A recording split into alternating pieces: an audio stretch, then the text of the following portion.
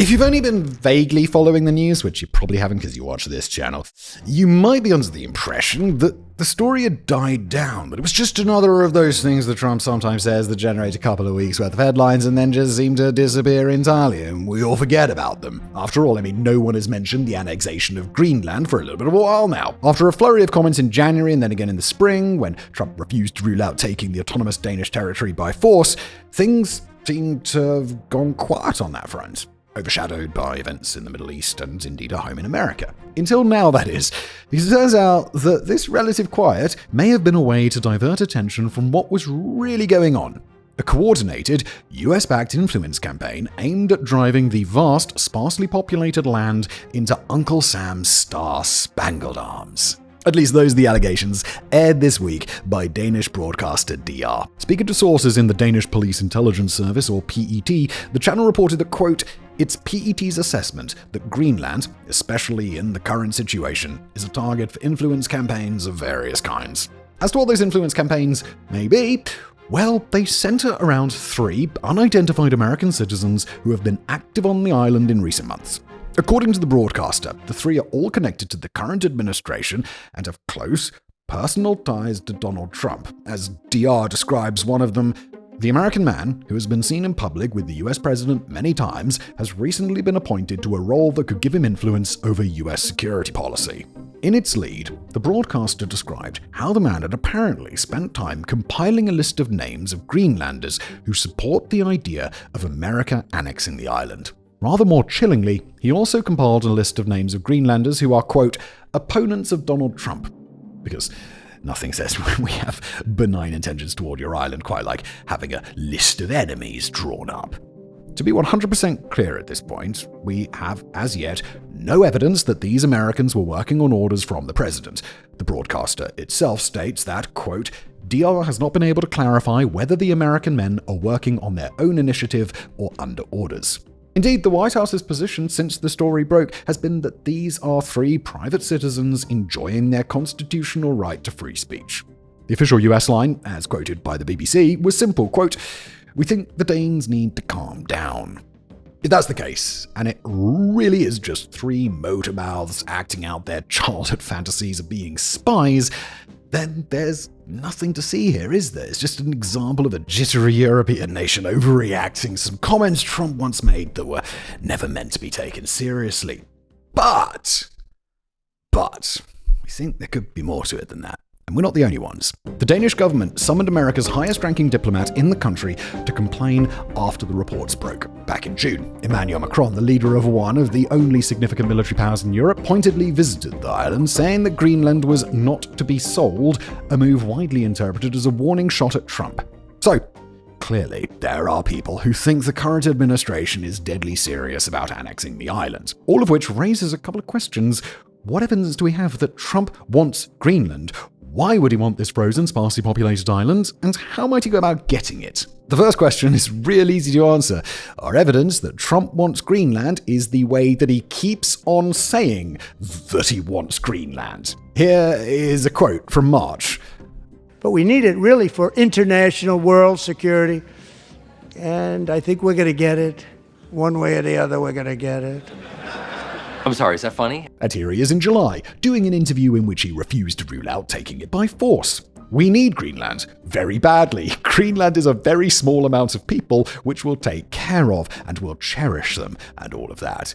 But we need that for international security. And those are just 2 quotes, but do a quick Google search and you will find oh so many more. We're talking about international security.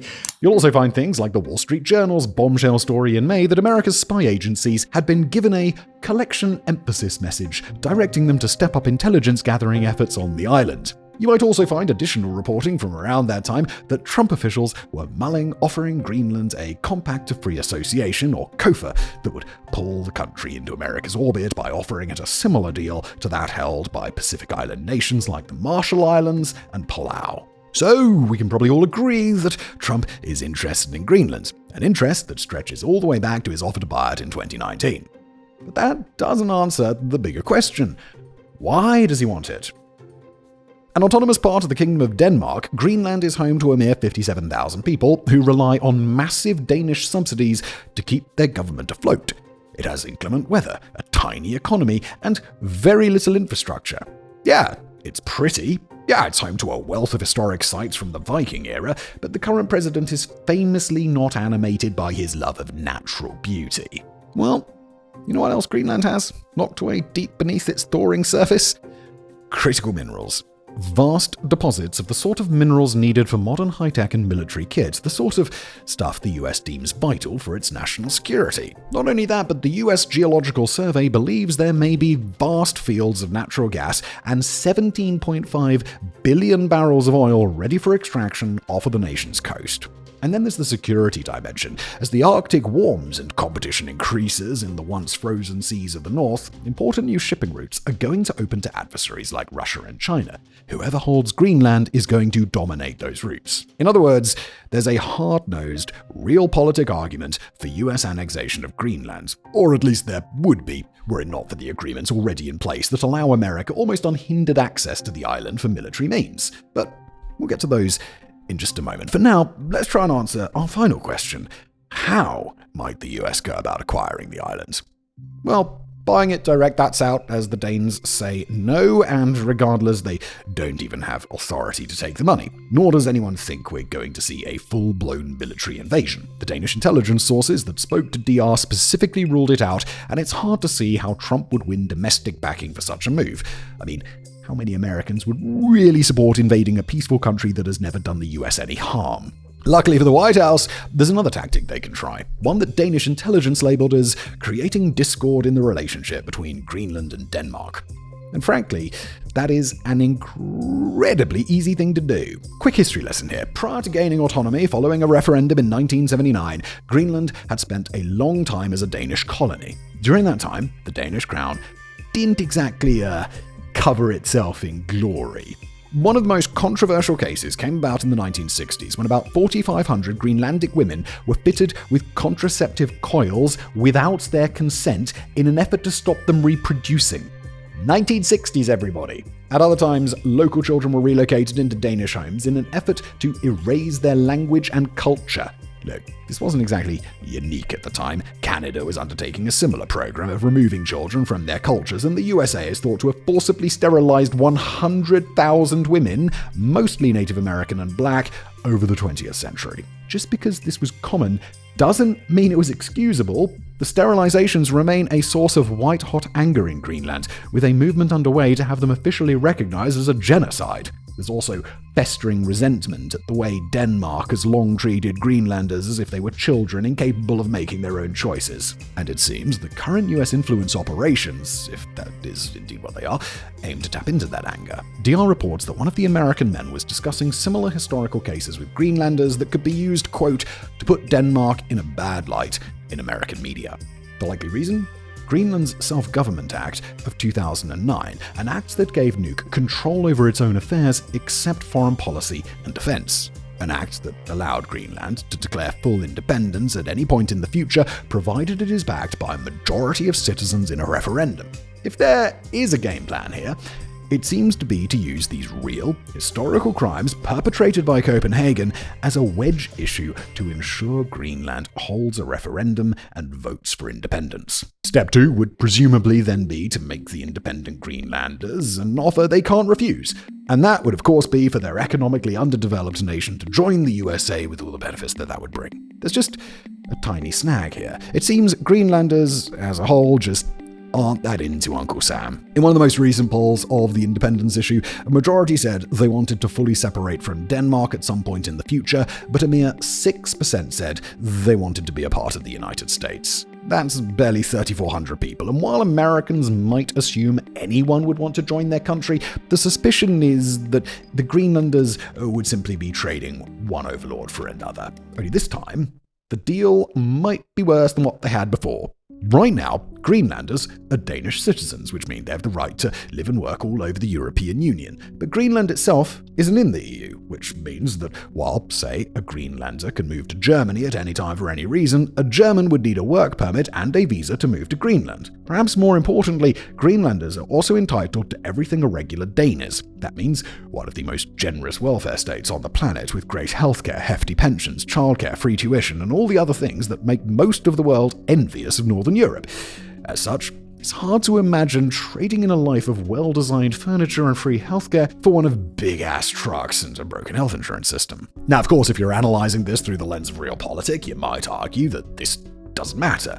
What matters is the need for America to control the island and its resources, and everything else is just kind of window dressing. But even this perspective does run into some problems. One is the apparent military agreement that we mentioned earlier, which already allows America to turn Greenland into a snow-encrusted porcupine that will deter Russia and China in the Arctic. Since 1951, Washington has been allowed to build bases and deploy troops on Greenland as it sees fit. In the mid-20th century, that meant 17 bases or military installations with thousands of troops. Although the US currently maintains only a single base, Petoskey, that's a choice made in Washington, and one that could absolutely be reversed. As for resource extraction, it's true that in the 2010s, Nuuk tried to make itself an attractive place for Chinese mining companies to invest in, but Beijing ran into the same problems everyone else does in Greenland. The weather's really bad, and there's not really any infrastructure, and that makes mining really, really difficult. On top of that, Greenland ultimately bowed to US pressure in order to restrict Chinese influence. All of this is why many thought the talk of annexing Greenland had died down. The downsides, they just seemed so vastly to outweigh the potential benefits that it just didn't seem to be worth doing. Remember, Denmark, up until recently, was one of the most pro-American countries on the planet. The goodwill remains such that even this year, the Danish parliament passed a law allowing US troops unhindered access to its own military bases whenever the White House sees fit. But now, the constant annexation talk threatens to blow this once strong relationship apart. A poll conducted earlier this year showed Danes now believe the US is a bigger threat than Iran or North Korea. The former Danish prime minister and former head of NATO, Anders Fogh Rasmussen, told the Financial Times, quote, "The scary thing about Trump's rhetoric is that it's very similar to the rhetoric of Vladimir Putin and Xi Jinping." End quote.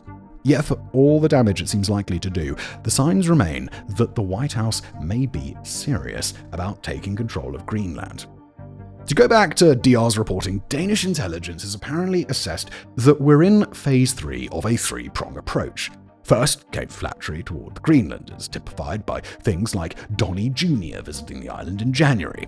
Then came pressure on Denmark, such as when J.D. Vance travelled to Petoskey to make a speech criticising Copenhagen and urging Greenland to cut ties. Now we're in a quieter stage of the infiltration and influence campaigns, in which the administration tries to swing Greenlanders toward the idea of joining the United States.